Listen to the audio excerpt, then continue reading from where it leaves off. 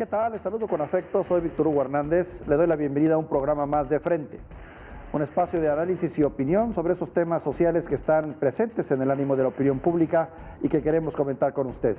Comparto el espacio en esta ocasión y me da muchísimo gusto con mi colega y amiga Jimena Barbero, que se encuentra en Morelia, Michoacán. ¿Qué tal, Jimena? ¿Cómo estás? Hola, Víctor, muy bien, te saludo con muchísimo gusto. Un abrazo hasta Torreón, Coahuila. Qué bien, ¿lista para empezar? Claro que sí, listísima. Muy bien, vamos pues.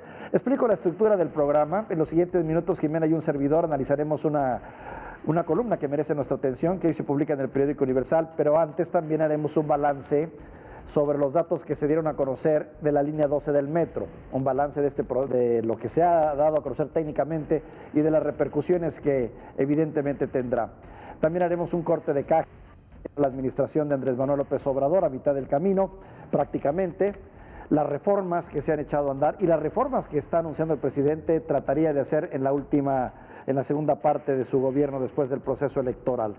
También hablaremos sobre la clase media, una clase media que ha sido criticada ya en varias ocasiones por el propio presidente y que pues bueno, no hemos salido bien librados quien pertenecemos a ella y a quienes ahora se nos culpa de muchos males. ¿Te parecen los temas, Jimena? Adelante, Víctor, por supuesto. Perfecto. Sin más, vámonos. Indudablemente un tema que merece nuestra opinión es lo que hoy se dio a conocer, este dictamen preliminar de la empresa DNB, en la que se hace ya un primer escrutinio técnico que tiene que ver con la cuestión de la línea 12 del metro. Datos duros, datos que evidentemente tendrán que analizarse en detalle, pero que también anuncian en puerta una tormenta política, Jimena.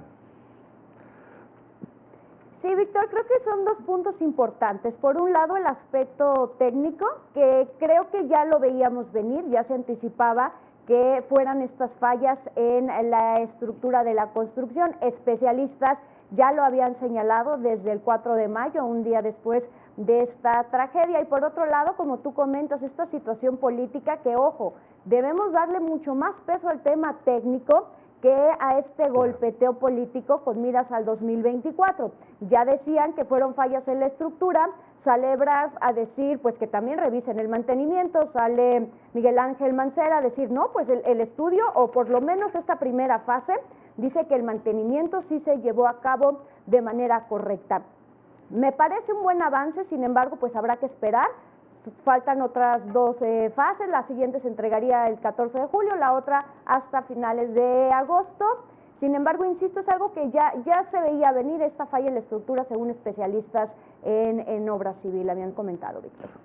Sí, fallas en la estructura que evidentemente involucran a por lo menos 4 empresas, particularmente a una, y en donde también participa uno de los hombres más poderosos de México, el señor Carlos Slim, y uno de los hombres más ricos del mundo, y además relacionados de alguna manera con Andrés Manuel López Obrador. Pero sí también tiene una lectura política que no podemos dejar pasar. Esto pone a prueba también, no sé si estarás de acuerdo, al gobierno de Andrés Manuel López Obrador, que se encuentra en la disyuntiva de presentar una investigación clara con castigos severos para quienes hayan sido los responsables, o tratar de apostarle al olvido o tender un puente ahí de plata para cualquiera de los involucrados o que hayan sido responsables. Pero la disyuntiva lo mueve a dos caminos. Uno, echar por la borda todo su discurso de la transparencia, de lo que tiene que ser la rendición de cuentas y de la justicia, o hacer más de lo que han hecho otros gobiernos. Víctor, creo que aquí es muy claro, o se pone del lado de las víctimas, de las familias de las 26 personas que lamentablemente perdieron la vida en esta tragedia y las más de 100 personas que resultaron lesionadas, muchas de ellas que incluso continúan hospitalizadas, o bien se pone del lado de quienes fueron responsables, que en este momento son colaboradores de él, quienes podrían ser señalados como responsables. Creo que será una prueba de fuego importante, como tú comentas, para ver qué tan cierto es el discurso del presidente López Obrador de combatir la corrupción y sobre todo, insisto, de saber del lado de quién está, de los presuntos responsables o de las víctimas mortales de esta tragedia. Y también considerar, Jimena, que yo no tengo duda de que habrá responsables en mandos medios y mandos bajos. Dicen que el hilo se rompe siempre por lo más delgado y seguramente querrán ajustar cuentas con técnicos, directores de programa, ingenieros responsables, en fin. Pero quienes realmente están metidos y tienen algo de responsabilidad, no sé qué tanta responsabilidad, pero por lo menos la responsabilidad política sí se reparte, es Mario Delgado. Marcelo Ebrard, principalmente sería tal vez Marcelo Ebrard por ser el responsable de la construcción, la señora Claudia Sheinbaum, Miguel Mancera y hasta también la señora Florencia Serranía, que es la directora del sistema de transporte colectivo, que debió haber sido separada del cargo. Algo que se critica mucho es que esta auditoría pues la haya generado la propia señora Claudia Sheinbaum, el gobierno de Claudia Sheinbaum, lo que para algunos dice le quita seriedad. Pues al final el recurso está saliendo de la ciudad del recurso de la Ciudad de México, me parece que le resta objetividad. Y antes de terminar, Víctor, me gustaría también comentar algo que me parece importante, aprender la lección. Sin duda queremos responsables, queremos castigos, queremos sanciones, pero también que se aprenda la lección de que las cosas se tienen que hacer bien, no importa el tiempo que tomen y no importa a quién le vaya a tocar inaugurar una obra. Claro, totalmente de acuerdo contigo y coincido en eso. Oye, pasemos a otro tema rápidamente. Hoy en el periódico El Universal, Héctor de Mauleón, bajo el título de El voto del narco, sostiene que cada día es más inobjetable la intervención del narcotráfico y prueba de ello fue este 6 de junio. Señala con ironía que el presidente tenía razón cuando dijo que ese día el crimen organizado se había portado bien. Y dice el analista, se portó excelente. Señala que a medida que pasan a salir o a relucir los datos con una claridad brutal, se refleja lo que realmente ocurrió el pasado 6 de junio. Hace una relatoría de todos los hechos violentos ligados al crimen organizado que ocurrieron ese día, 6 de junio, y concluye que exacto, se portó bien el crimen organizado, pero para ellos, no para la sociedad. ¿Qué te parece, Jimena?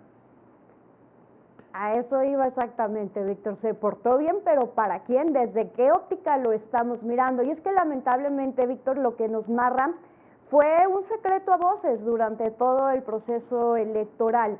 Y lo platicábamos en los espacios informativos con especialistas en materia de seguridad. Ahora el narco no solo le metió recursos a las campañas, puso a sus candidatos, palomeó a los aspirantes a algún puesto de elección popular. Lamentablemente, y lo vimos también en lo sangriento que fue este proceso electoral, la mano del crimen organizado estuvo más que metida en esta jornada y en este proceso electoral. Pues también un mensaje muy duro porque ya ves que los datos desde el extranjero dicen que gran parte del país, por lo menos el 30-35%, estarían capturados por el crimen organizado. Y los hechos que día a día se van dando en todo el país, en las que vemos cómo los cárteles van ganando posicionamiento o haciendo de sus acciones, pues nos generan también un sentimiento de inseguridad. Si a esto le agregas la criminalidad, la inseguridad que se vive en otros rubros, como son el delito común, los del fuero común, en donde el robo, el asalto, la muerte de jóvenes, mujeres, el robo a casa habitación, el robo de autos, secuestro, pues es preocupante la situación, Jimena. Y preocupante será a partir, Víctor, de que estas nuevas autoridades tomen los cargos, los gobiernos de los estados, las presidencias municipales, las curules federales, las curules locales, las regidurías, todos estos cargos que fueron electos el pasado 6 de junio, lo que me preocupa es lo que va a suceder ahora, que tomen posesión, que tengan poder estas personas que fueron apadrinadas y que fueron palomeadas por el narco.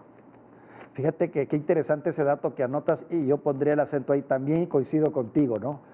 Finalmente nos enteramos de una gran cantidad de funcionarios que fueron o ejecutados, o secuestrados, o amedrentados. Bueno, ¿qué va a pasar con quienes los vinieron a cubrir?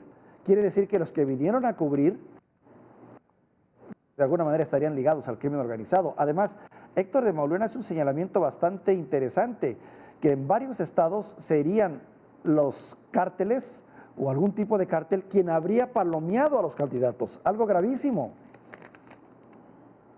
Sí, pues lo vimos el día de la jornada, Víctor, en varios estados, cómo llegaban comandos armados a las casillas, retiraban a los funcionarios de casillas, se llevaban las boletas, las palomeaban o las tachaban, más bien, en favor de un partido político y las regresaban. Con esa facilidad se apoderaron en algunas casillas de la elección. Insisto, lo importante y lo interesante será ver ahora que tomen posesión. Y lamentablemente lo veremos en el incremento de la delincuencia organizada, en el incremento de los hechos delictivos, de los índices delictivos, Víctor. Claro, y en lo que es la vejación a la sociedad, el trasiego de drogas, vamos a ver más movimiento de narcotraficantes en carreteras, camionetas con vidrios oscuros, enfrentamientos y, desgraciadamente, gente de la sociedad civil pagando las consecuencias. Qué tema tan delicado, la Víctor, verdad, y creo que sí. Perdón, lo interesante va a ser también ver cuál va a ser el actuar del presidente y del gobierno federal cuando empecemos a ver estos efectos colaterales de las elecciones que fueron dominadas por el crimen organizado. Totalmente de acuerdo contigo. Déjame pasar a otro tema, Jimena, rápidamente, que va ligado a esto. Después del proceso electoral del 6 de junio, evidentemente se hace obligado un corte de caja de lo que ha sido la administración de Andrés Manuel López Obrador. Él pues presume las reformas que ha alcanzado, que ha logrado en la primera parte de su gobierno, y también habla de las que vienen ahora en la segunda parte. Algo que se combina con lo que será sin duda pues ya la carrera presidencial en el 2022. A mí me gustaría junto contigo hacer un apretado balance de a mitad del camino. Mira, Víctor, lamentablemente, y ahorita lo vamos a profundizar un poco más en el siguiente tema, ha sido la mitad de este sexenio, ha sido de confrontaciones, de esta guerra que ha intentado desde Palacio Nacional entre diferentes sectores de la sociedad, este centralismo del poder, ver que los secretarios son floreros, que muchos, o si me atrevería a decir que la gran mayoría de los secretarios, pues nada más están ahí para tener un cargo, porque al final las decisiones son centralistas, las está tomando el presidente. El minimizar también las decisiones de los organismos autónomos, restarles esta autonomía, el atacar también a otros organismos como el Instituto Nacional Electoral, me parece que el balance es de confrontación y de autoritarismo por parte del gobierno federal. Claro. Él se congratula de los avances logrados, el haberle quitado el fuero al poder presidencial, el haber echado la Guardia Nacional, el haber echado atrás la reforma educativa, el haber puesto en boga la reforma eléctrica, que aunque está muy cuestionada, finalmente la sacó adelante, y tiene por delante otras reformas importantes. Quiere fortalecer totalmente a la Comisión Federal de Electricidad, quiere reformar la reforma electoral, quiere cambiar al INE, el Instituto Nacional Electoral, sigue con esa idea, sino de destruirlo, sí modificarlo para ponerlo más en manos ciudadanas, dice él, y de algún modo garantizar que la Guardia Nacional quedará consolidada, quedando bajo la férula de la Secretaría de la Defensa Nacional. Algunos de los cambios que anuncia y dice, lo voy a poder hacer porque si no tenemos mayoría, vamos a hacerla con nuestros partidos aliados. Víctor, ahorita que tocas el tema de la Guardia Nacional, hay que preguntarnos, hay que cuestionarnos qué tanto ha servido la Guardia Nacional, qué tanta efectividad ha tenido en disminuir los índices de violencia. Nos la vendieron como un organismo, como un aparato que estaría combatiendo el delito, combatiendo el crimen organizado. Sin embargo, no hemos visto claro cuál ha sido su acción, ni sobre todo los resultados que ha tenido la Guardia Nacional en nuestro país, Víctor. Claro, tienes razón. Y vamos a ver también qué papel juega la sociedad civil organizada, ¿no? Porque también al final del día, el 6 de junio nos dejó una lección muy interesante. No todo fue miel sobre hojuelas para Morena, que si ciertamente ahora domina más de la mitad del país, 16 gobernaturas, al menos en la Ciudad de México sí les enviaron un claro mensaje. La clase media, sobre todo la clase media, que no está dispuesta a seguir con estos proyectos, al menos de la manera como los está planteando el presidente. Sí, la clase media y yo diría la clase informada, el ciudadano y el mexicano que se informa, que analiza, que está al tanto de lo que está sucediendo en nuestro país y que no como, perdónenme la expresión, pero como borregos van tras de lo que dice el presidente. Claro, y pues bueno, finalmente ha estado abriendo frentes no solo con la clase media, hay que recordar, las mujeres agraviadas, los jóvenes, ha tenido enfrentamientos con los empresarios, ha tenido enfrentamientos con los empresarios medianos, pequeños y grandes también. En fin, en el afán de lograr un cambio de mentalidad, pues ha abierto frentes en diferentes lados. Sí, Víctor, y lamentablemente es este afán de confrontar, de desacreditar, lo vimos en un principio. Eran los fifís contra los chairos, que era la clase alta de nuestro país, los empresarios, la clase pudiente. Ahora, pues se baja un escalón, ahora es contra la clase media, nos llama egoístas, nos llama aspiracionales. Claro que todos tenemos aspiraciones, claro que todos queremos una mejor vida, una mejor educación. O sea, es este afán de confrontar, divide y vencerán, dicen. Fíjate, son 14.5 millones de familias que pertenecen al segmento de la clase media. Y si ya ves en detalle, pues casi el 50%, entre el 30 y el 50% de la población en diferentes partes del país, principalmente en las ciudades, son de clase media. Claro que es difícil definir el tema de clase media, porque pues es muy complejo, ¿no? ¿Qué es clase media? ¿No? Hay quien dice que tener un refrigerador y una televisión te hace clase media. Hay quien dice que también es quien tiene un sueldo de 8 y 30 mil pesos. Hay quien dice es quien tiene una casa y 2 hijos, un automóvil y da la posibilidad de que estos estudien. En fin, bastante difuso y complejo eso de entender clase media, pero de que la clase media vive y se molesta, esa es una realidad, ¿estarás de acuerdo? No, Víctor, y de que la clase media es la que saca adelante al país, es la que genera ingresos, son también los empresarios que están generando empleos en nuestro país. Claro. Hablemos de otro tema, Jimena, rápidamente, las reformas que es el objetivo principal del presidente, porque a partir de estas reformas constitucionales que él quiere hacer en el país, pues apuntala su proyecto llamado de la transformación. Y bueno, algunas de estas reformas han sido muy cuestionadas, ya te comentaba hace un momento, algunas se han logrado, otras están en un plan de discusión en la que la sociedad aún no encuentra su punto de acuerdo y otras más que están por venir. En general, ¿qué opinas? A ver, Víctor, tenemos esta reforma electoral, la eliminación de los plurinominales, que es algo que desde Compeña ya se había intentado y en el Congreso se ha ido frenando.